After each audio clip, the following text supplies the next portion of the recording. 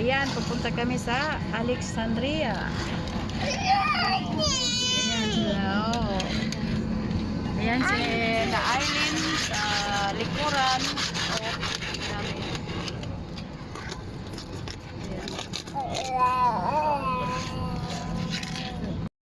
Hello, hello, good evening. Nandito na kami sa ano yun? Ano ba itong pangalan? Hindi ko pa alam. Pasensya na. Basta nandito na lang kami. Dumating na ito sa Bella na ito. Ayan. Nandito. Naglangoy ng mga bata.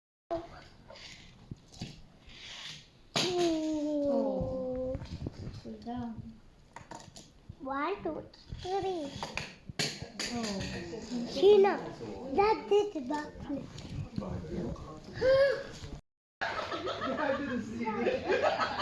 Almost down your brother. Oh, madulas na. Don't go up. Awa matin dito. The floor is finished like this. Hello, ayan po. Kagabi lang kami dumating dito sa ano ito? Alexandria. Ano bang village na ito? Hindi ko pa ho alam ang village na ito. Hindi po na anuhan masyado. Pero nandito na kami sa Bella namin. So, ipakita ko ang mga kaganapan dito, mga views, mga bahay, yung bahay dito. Marami dito sa ano yung mga bila-bila. Okay, ayan po. Ayan po yung likod ng bahay. Ayan, mayroon swimming pool dito. Tapos yan ang ano niya. Tapos malapit lang kami sa dagat. Ayun oh, makikita din dito sa amin. Pero hindi pa kami nakapunta ng dagat. Dito muna kami. Ayan. Uy, Simi. Oh, ayan. Yan ang ano namin likod ng bahay. May swimming pool. Tapos ayan, ang ganda ba? Ang ganda oh. Beach. Oh, nakikita namin pero hindi pa kami nakapunta. Ayan. Ang ganda. So ipakita ko muna yung likod ng bahay. Ayan. Maluwang. Tapos doon sa harap. Ayan. Yan ang likod niya. At saka yung gilid niya may mga palaruan ng mga bata. Tapos mayroon ditong misa para pag mga may bisita, mag-standby na nanonood sa mga bata. O yan, tapos meron doon parang lutuan siya. Pero hindi ako makalapit kasi mayroon dyan ng mga pananim nila. Organize. Yan. Tapos, dito naman sa harap. Ayan. Ito ang harap niya. Yan.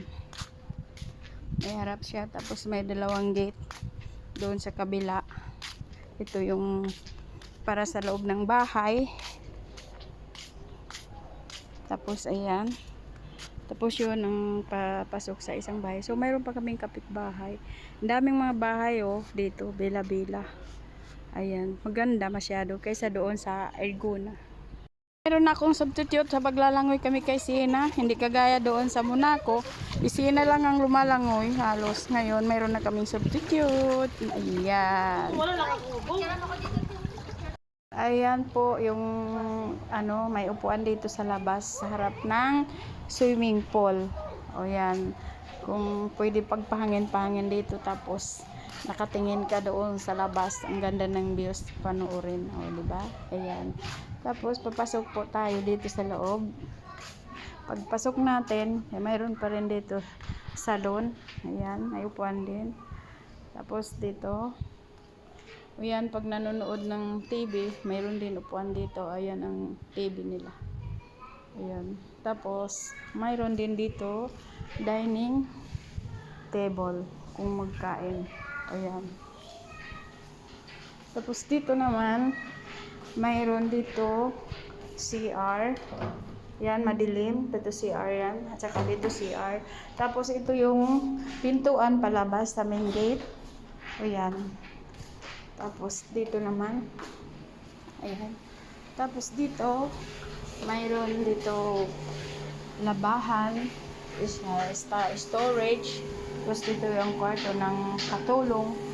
Saka ito mayroon itong ganito.